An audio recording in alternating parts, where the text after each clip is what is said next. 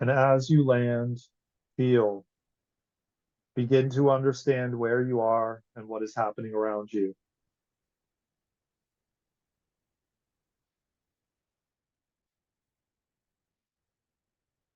I've landed in just a very grassy, like a meadow, soft grass, not like wild grass, but like cultivated lawn that's like too long and so soft and so nice and smells really good and it's still glistening with dewdrops.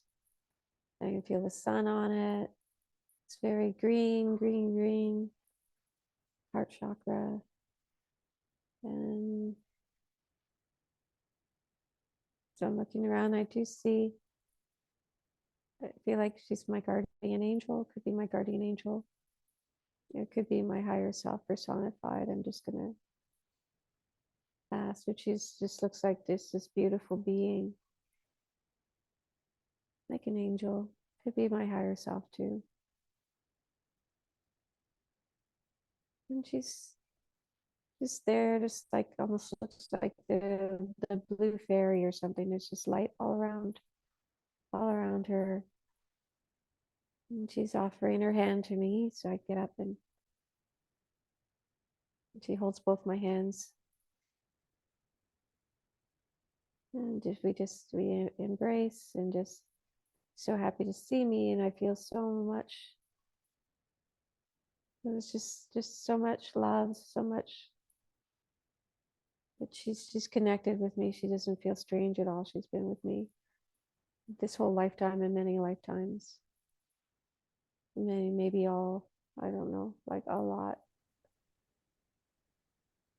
So we're just sitting, this like a beautiful garden we're in, and there's a lovely little golden bench. We're just sitting on the bench like best friends, like just happy in the park. And it's wonderful just to feel the light. And I look into her eyes and there's just so much warmth and love there and wisdom. Well, let's ask her a And question. yeah, So I was thinking, what what is the purpose of humanity? what is the purpose of humanity? She's smiling back. She says, that's a big topic. She's kind of chuckling to herself. That's a big topic. With purpose, the purpose is to because we can, because why not, because they have, because they wanted to come and feel these feelings, like really feel the sensations that they don't feel when we're in our heaven on earth, or our in our earth, this heavenly place. You don't have those physical sensations because you're not physical. So she's like the purpose of humanity was just to, so everything could expand. So she's like saying that the formal answer, if you want to look at it that way, is so that life could experience itself, so that God could experience his herself. That was the purpose. That was the why, the big why.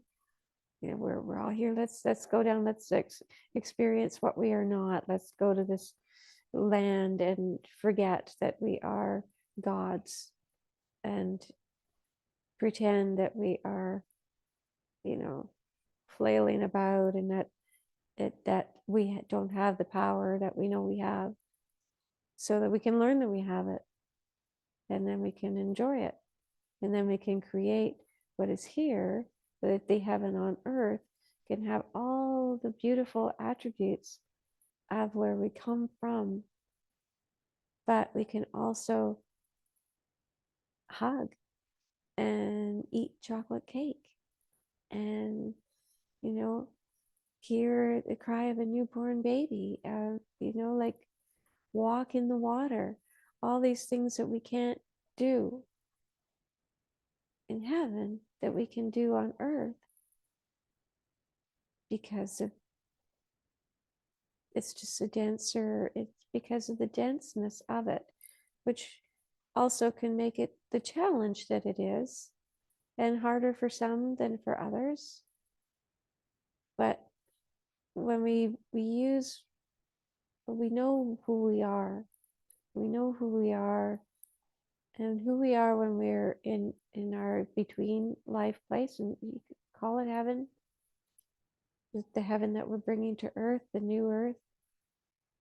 We know we have it all. We know we have all this power. We know we can create anything we want. We know all is love, and we know that we know the grand truths of reality. We know all is love. We know we are eternal. We don't know we are invincible. We are invulnerable. We are eternal. We are multidimensional. We are all that is. So there's a game involved in a way to come to a place and pretend. It's like if you ever pretended to be at a child's party game and you put on a blindfold so you can pin the tail on the donkey, and someone turns you around 3 times and you're pretending you can't see. So how are you going to pin this tail on the donkey?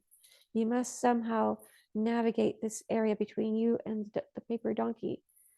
And all your friends are clapping and laughing, and they're making sure that you're not going to fall down the stairs or something or do anything to hurt yourself. But they're enjoying the game because it's clear to all. You just have to take the bandage off your eyes, the covering. Take that tie off of your eyes and the blindfold, and you can clearly see exactly where you are. And it's like we have blindfolded ourselves so that we can experience that. And then also you have the others who are like, no, go a little bit more this way, go a little bit more that way, just like we do here on earth. But it is just a game. It's just a game, just to expand and to have fun, because it gets boring having everything all at once, all the time. Such a great title to that movie, which she's saying that it would be a good thing for me to watch it. She's recommending that I see it. I haven't seen it. But she says it does get boring having everything at the snap of a finger. And so they want to experience the kind of excitement that comes from having a specific time frame to do things in, like we have on earth. We don't feel that we have all of eternity. So we have that little bit of pressure that makes us want to create right now. Like, let's write that book, let's write that song, let's learn that instrument, let's make that baby, let's do whatever it is you want to create. There's that sense of urgency of doing it because the time is finite. That is also something that is not experienced other than here. When we are in the in-between place, when we are in heaven, there's no sense of that. There's no sense of urgency with time because we know we are eternal. So the purpose is to come here and to love and to learn to see beyond that veil, to learn to take off that blindfold and to see ourselves in everyone else, and to learn that lesson of love, that love that permeates all things. And yet we can easily be influenced away from it by outward appearances or other extenuating circumstances, like where that person lives in the world and their culture and their beliefs, that can lead us to not feel that they are one of us. So the purpose is to experience all of that and rise above it. Rise above it, whether it takes lifetimes, multiple, doesn't matter how many times, because you can come back and back and back And then you come back to your in between place or your heaven, and you can look at your scorecard and see how you did and have fun with it. It's like you're learning any other new game. Like, oh, well, now I know how to do this more effectively. So now I'll do that. I'll apply that new knowledge next time. Or maybe I'll take that new knowledge and I'll put it in this vast bank that is the Akashic Records. And I take it with me into another dimension or another planet that I go to or another life form that I incarnate as. So remember that it is a game and to lighten up and enjoy the game. It's fun.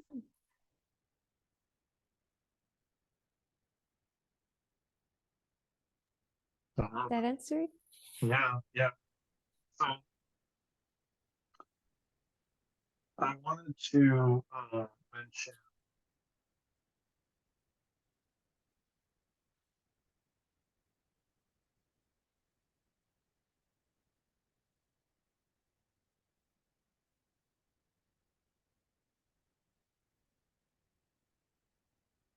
I'm not hearing you. What would you say as to why we need to raise our vibration? I just want to first say it's very hard understanding you right now. That's getting garbled. Why do we want to raise our vibration? Was that the question?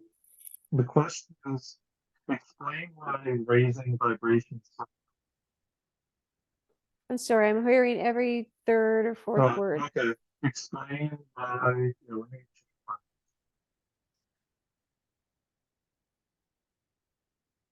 explain why raising vibration is so important. Oh, oh, okay.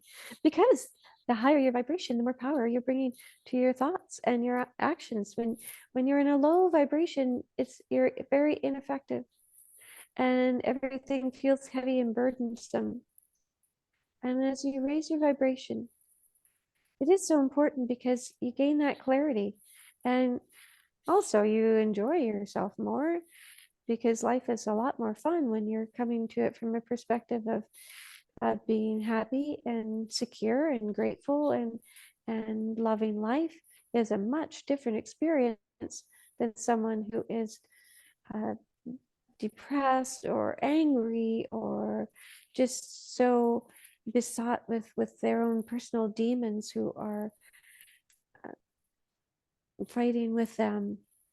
And you can see it clearly when you look at people. You can see that, you can see those who are under a dark cloud. They're usually frowning. Usually their whole body language is frowning, not just their face. They look like they're under a dark cloud. They're someone you might send, some love to, but you don't want to engage with them necessarily. So you see those, or you see someone really angry, and they're also in a low vibration. They might be walking down the street having yelling fights with themselves or even hitting at themselves because they're in such a place of struggle. But as you move up that vibrational ladder, that beautiful, if you look at it that way, it's like a beautiful sacred ladder, raising your vibration, raising your ability to recognize the oneness, to feel the love for everything, even those, and maybe especially those who are so obviously struggling, and also to share the love and feel the love for those who are have found a way to manipulate the energy enough that they are in positions of authority, but they don't have that feeling of love for everyone.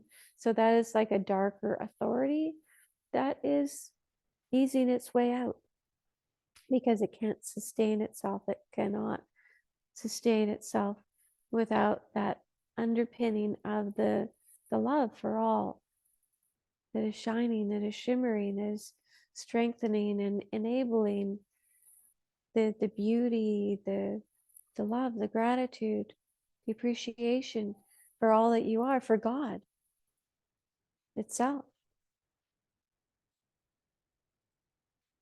So that is like the ultimate win in this game. If you want to piggybacking on the last question, if you wanted to consider this, that humanity is experiencing this game time here, then the big win would be to achieve that level of oneness and joy and gratitude, and knowing that you are guided, that you are one with every other being on the planet, that and everything else, and the planet itself, that everything is connected. When to learn that, to achieve that enlightenment, that is the, the golden ring at the end of the, it is the grand prize to win that, to achieve that, and to know that you've achieved everything that you wanted when you came to the earth, because it wasn't about making new lives. It wasn't about publishing a book or writing a song. That was part of what was to get you there. But the ultimate was just to know and to achieve this wondrous knowing of, and it's such a beautiful feeling. Well, why would you not want to? So the importance is so that you can feel that. And then you can know that that is your birthright. And that is your true mission. To do that, to feel that, to be that light. So you could show the way for others. Also, just by being in that high vibration. So that is the why.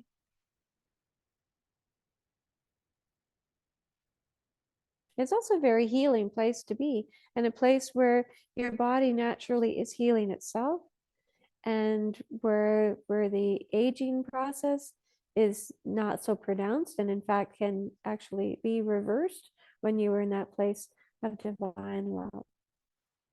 And you come back to knowing, while being on the planet, coming back to knowing the truth of who you really are. Does this feel complete to you? Does this Yes, explain to and you? so can you also speak of what is vibration? Well, it's your So, frequency. Your frequency, the vibration is the frequency of where you are at.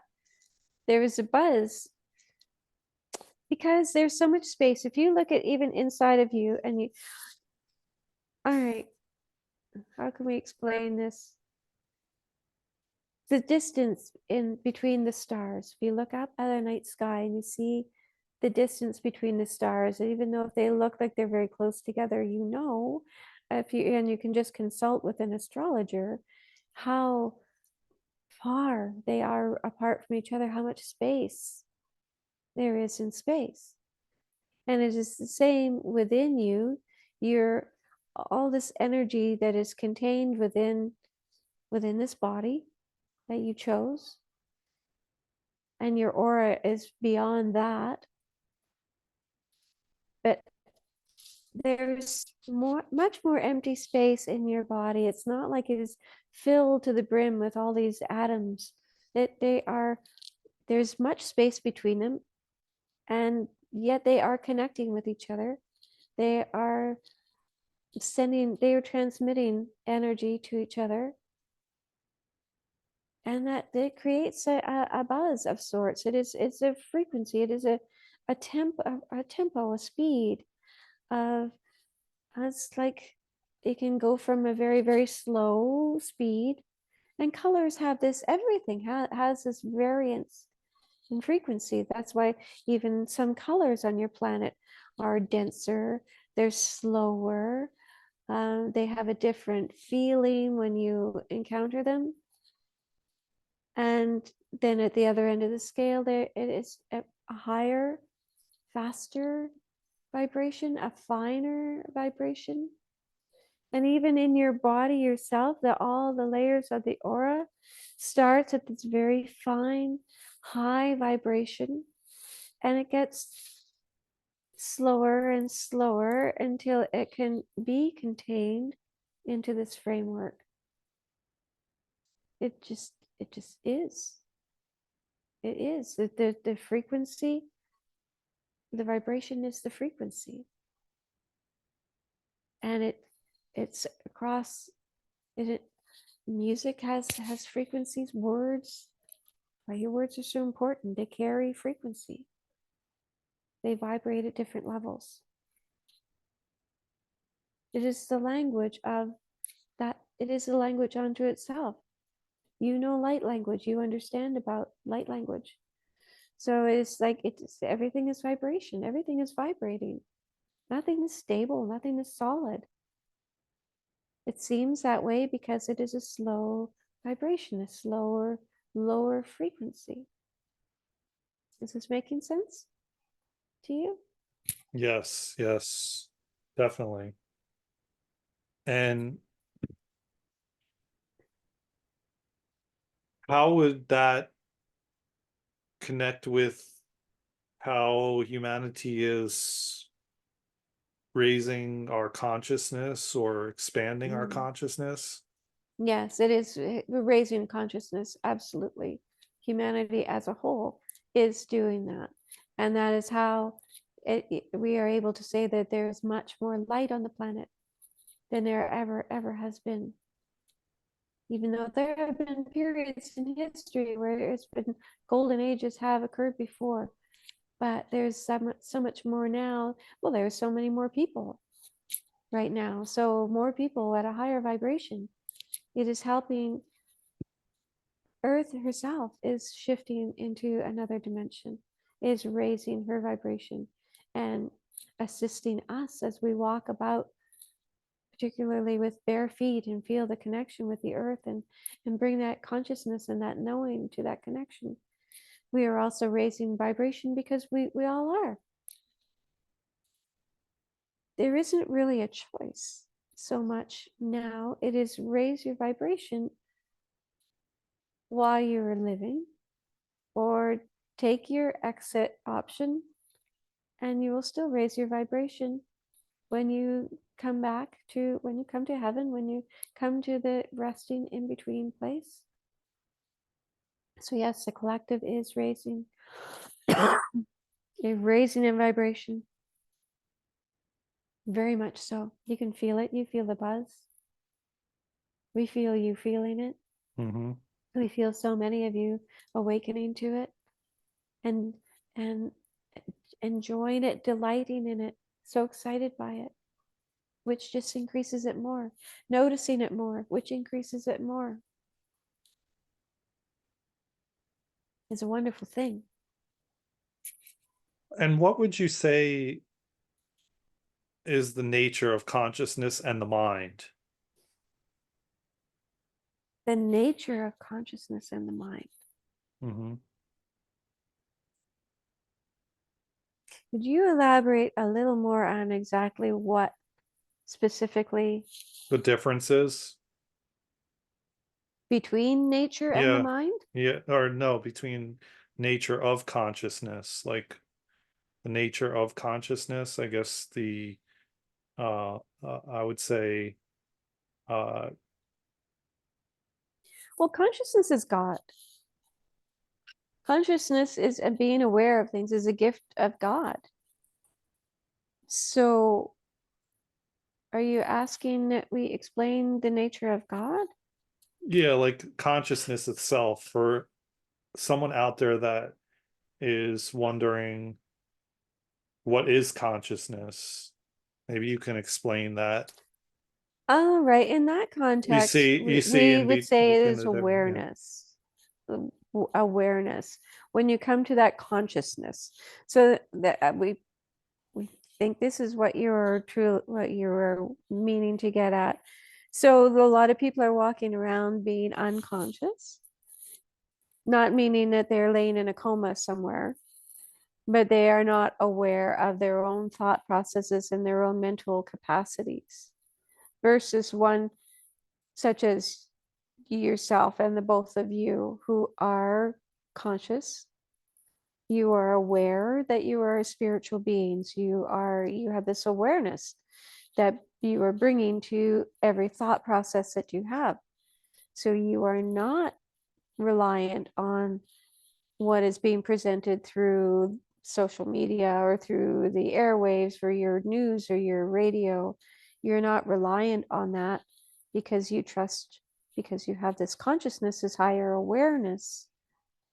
You are able to discern and you are able to feel with your heart and see with your mind's eye and able to truly know. So consciousness, we would call it in this context awareness, spiritual awareness of a higher level. Those who are not there, who are wandering around, and it's not an intellectual thing. Those who you could consider to be mentally incapacitated, such as uh, Down syndrome, for example, they are not, as what you would call as intelligent. If you were to take a purely an intelligence test, they wouldn't fare as well as some who are not conscious but have the intellect.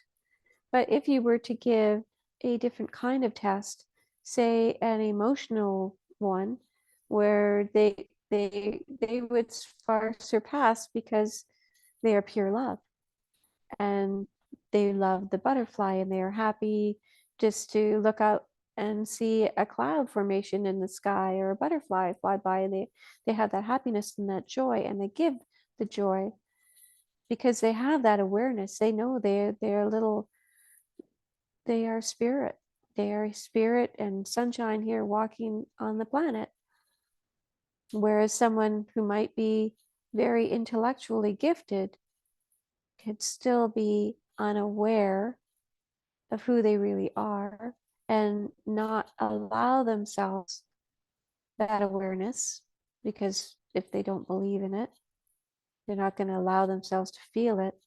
So for them, they are, if we could use that word, retarded in that way, not in the way that it's come to be used, but they have halted their growth by putting a cap on their spirituality and their spiritual growth, by not allowing it to exist. They are conscious, as in they are walking around and they're intelligent beings, but they are not. A lot of the leaders have this, they're able to, they have enough brain power to get themselves through life and to manipulate circumstances and to be able to be in places of power, but they are unconscious to their true power, which is their love and their heart and their knowing that they are spirit. So the nature of consciousness of the sort that we were speaking of, that the consciousness being the awareness, is the awareness that you are spirit, that you are light, that you are light. You are light, you are love, you are part of a whole. You have an agenda, you have a purpose, and that is to bring more light, to be as much light as you can be. So that is the nature of that consciousness, is the awareness that you can be the light, that you are the light. Does that satisfy? Yeah, can you elaborate a little bit more for someone that doesn't understand what light is? Oh, for someone who doesn't understand what light is, how do we explain light to someone? How do you explain? Oh, how do we explain this? It's like trying to explain it to someone who can't see, and trying to describe, or trying to describe a beautiful piece of music to one who cannot hear. But even those who cannot hear can sense the vibration and can fill in the gaps.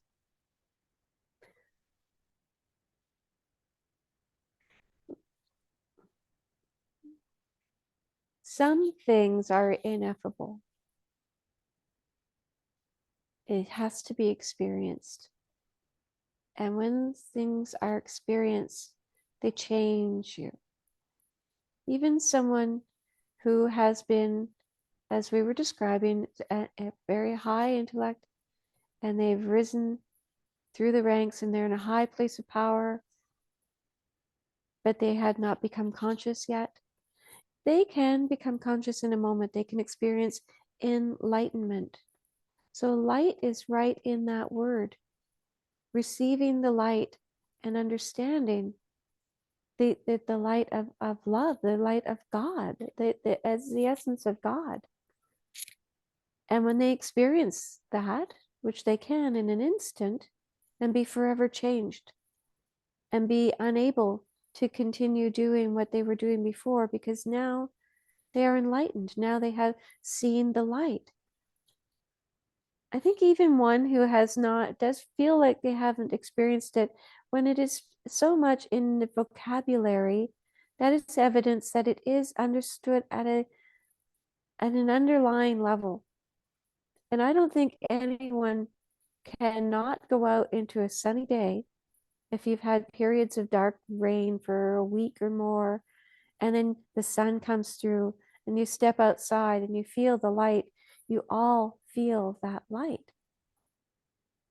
And you will feel the sun on your face even if your eyes don't work.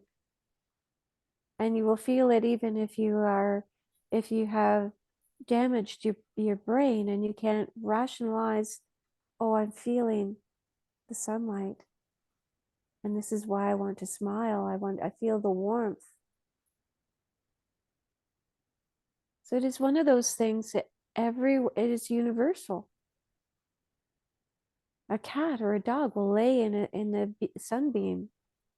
You know, insects will gravitate. Everyone feels the power of the light. Everyone walking the planet does feel it. So if they think they don't know what it is, you could call it even the sun or the moon. You can look up and see it. You can feel it. Feel the warmth. It is life. Light is love and is life. It's all different names for the same thing. Spirit is light. Spirit is love. Light is spirit. Light is love. It's energy. It's all pure, pure, beautiful energy that everything is. There is nothing that is not. There's nothing that doesn't, everything is energy. So that even if it is dark, there's light there in the energy. So for someone not understanding it, if you want to feel it, feel the energy in your hands. Feel the warmth between your hands. Play and feel that buffer of energy between. So now you're feeling your own energy. So now the next step is you can learn to see that energy. And what is the first energy that you see around your body when you were learning to see your energy? It is white. It is light. You were seeing the light that you are. You are light. So there's no escaping that. And you will notice that it's the first thing you see when you see an aura. You see that almost like a white outline around what you're looking at. And you know that you were seeing, and you can see open your eyes, you can see energy in front of you. You can see little shapes in the air itself. And that is energy, and that is light. And it is what you are made of. You are quite, it sounds very poetic to say we are stardust, but we are. made of the stars. We are light. And that is what we are. And that is what it is.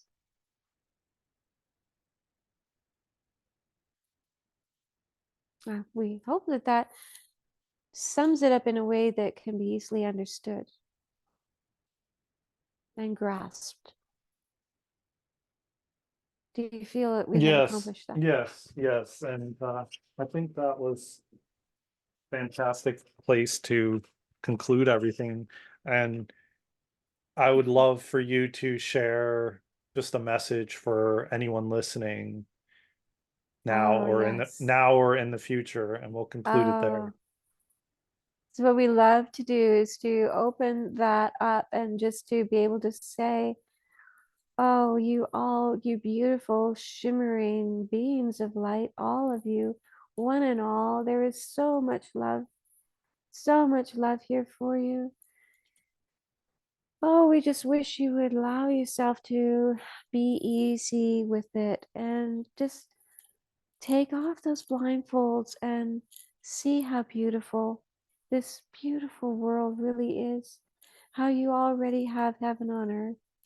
Look at your beautiful bodies and see the beauty there.